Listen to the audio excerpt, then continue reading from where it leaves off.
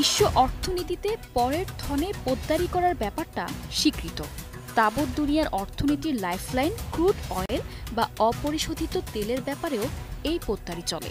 দুনিয়ার নানা প্রান্তে উত্তোলিত তেল চলাচলের প্রবাহ যারা নিয়ন্ত্রণ করে তাদের হাতেই বিশ্ব অর্থনীতির লাগাম। বিভিন্ন রুটে অপরিশোধিত খনিজ তেলের প্রবাহ চলতে দেখা যায়। মূলত পূর্ব পশ্চিম শিপিং রুটে চলে তেলের প্রধান আমদানি রপ্তানি। এই রুটের সুবিধা নিয়ে তেলের হাব তৈরি করে সিঙ্গাপুর আজ অর্থনৈতিক পরাশক্তি। আর এদিকে এবার সামনে বাংলাদেশে তেলের হাব হওয়ার সুযোগ তৈরি হয়েছে।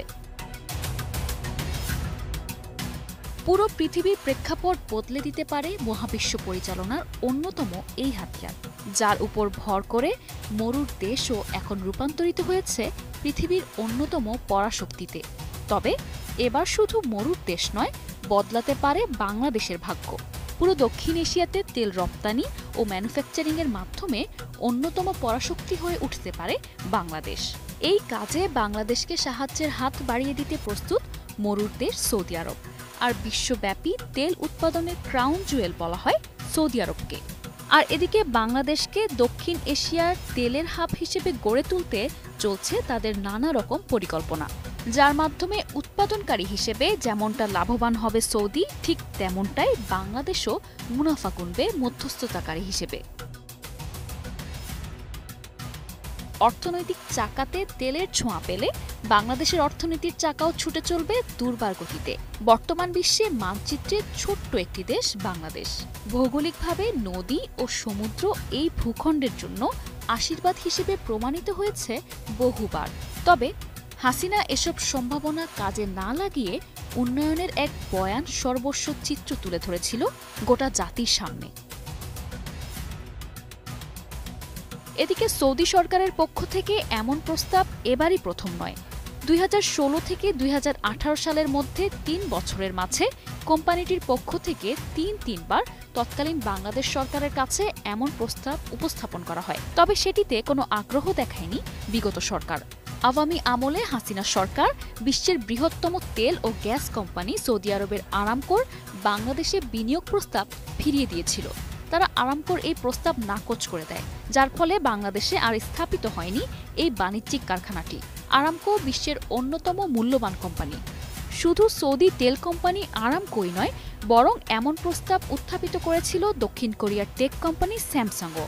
তবে তাদেরকেও ফিরে যেতে হয় খালি হাতে, যার ফলে স্যামসাংয়ের পক্ষ থেকে বিনিয়োগও সম্ভব হয়নি। বিগত সরকারের এমন খামখেয়ালিপনায় বেশ কয়েকটি বিশাল পরিমাণের প্রজেক্ট হাতছাড়া হয়েছে বাংলাদেশের। আর সৌদি রাষ্ট্রদূতের দাবি, কোনো ব্যক্তির স্বার্থ হাসিলের জন্যই এমন সকল লোভনীয় প্রস্তাব ফিরিয়ে দিয়েছে বিগত সরকার। তবে বর্তমান অন্তর্বর্তীকালীন সরকারের তদবিরে বিদেশি বিনিয়োগের প্রতি পুনরায় আগ্রহ প্রকাশ করছে বাংলাদেশ এবং গভীর সমুদ্র বন্দর গড়ে তোলার স্বপ্ন বাস্তবায়িত হচ্ছে। এই পরিকল্পনার একটি অংশ হতে বিশেষভাবে আগ্রহ প্রকাশ করছে বড় বড় কোম্পানি ও রাষ্ট্রগুলো, যার মাঝে উল্লেখযোগ্যভাবে আগ্রহ প্রকাশ করেছে সৌদি জ্বালানি কোম্পানি আরামকো। তবে সেটির জন্য প্রয়োজন চট্টগ্রাম ও জেদ্দা বা দাম্মামের সাথে একটি সামুদ্রিক রুট স্থাপন, যার মাধ্যমে তেল রিফাইনের কাঁচামাল সহ যাবতীয় প্রয়োজনীয় সকল কিছু সরবরাহ করা সম্ভব হবে। আর এটি স্থাপন করলে খুব শীঘ্রই এই প্রকল্প বাস্তবায়ন করা সম্ভব। সমুদ্রপথে তেলের কাঁচামাল চট্টগ্রামে এসে পৌঁছাবে। দেশের কারখানায় সেটি রিফাইন হয়ে আবার রপ্তানি হবে দক্ষিণ এশিয়ার বিভিন্ন দেশে। বিশ্ববাজারে তেল সরবরাহ বৃদ্ধি করতে হলে উৎপাদনশীলতা বৃদ্ধির বিকল্প নেই।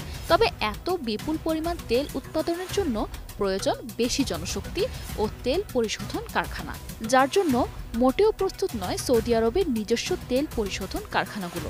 তাই এবার সৌদির দৃষ্টি বাংলাদেশের উপর।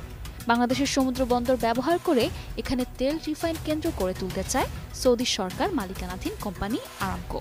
এখানে নতুন কারখানা তৈরি করে তেল রিফাইন করে সেগুলো দক্ষিণ এশিয়ার দেশে রপ্তানি করার পরিকল্পনা করছে সৌদি মালিকপক্ষ, যার মাধ্যমে দক্ষিণ এশিয়াতে একদিকে তেলের রপ্তানি বৃদ্ধি পাবে, অপরদিকে তেল উৎপাদনের হার বাড়বে সৌদি সরকারের, যার মাধ্যমে লাভবান হবে সৌদি ও বাংলাদেশ উভয় রাষ্ট্রই।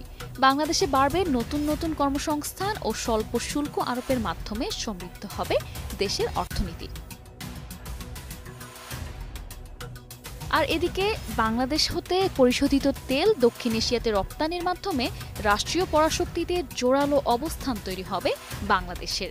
এমনকি নিজ দেশে তেলের এই কারবারে সাশ্রয়ী মূল্যের তেল ও জ্বালানি পেতে পারে দেশের জনগণ, আর অনেকটাই দূর হবে জ্বালানি ভোগান্তি।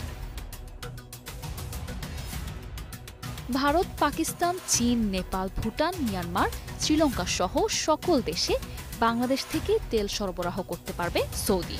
তবে মধ্যস্থতাকারী হিসেবে এর ফায়দা লুটবে বাংলাদেশ। কারখানায় কার্যক্রমের জন্য রাষ্ট্রীয় কর, শিপমেন্ট সুবিধার জন্য বাণিজ্যিক শুল্ক, বাংলাদেশের কার্গো যানবাহন ব্যবহারে প্রাইভেট কোম্পানিগুলোর ব্যবসা বৃদ্ধি, নতুন কারখানা পরিচালনায় নতুন কর্মসংস্থানের সৃষ্টি, দেশের জ্বালানি ও তেলের উপর মূল্য হ্রাস সহ নানাবিধ সুবিধা পাবে বাংলাদেশ।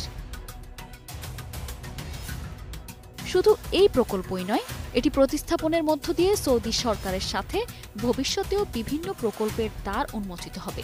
একই সাথে দক্ষিণ এশিয়ার বাজারে জ্বালানির প্রতি বাংলাদেশের বিশেষ আধিপত্য বিস্তারেও সহযোগিতা করবে আরামকোর এই প্রকল্প।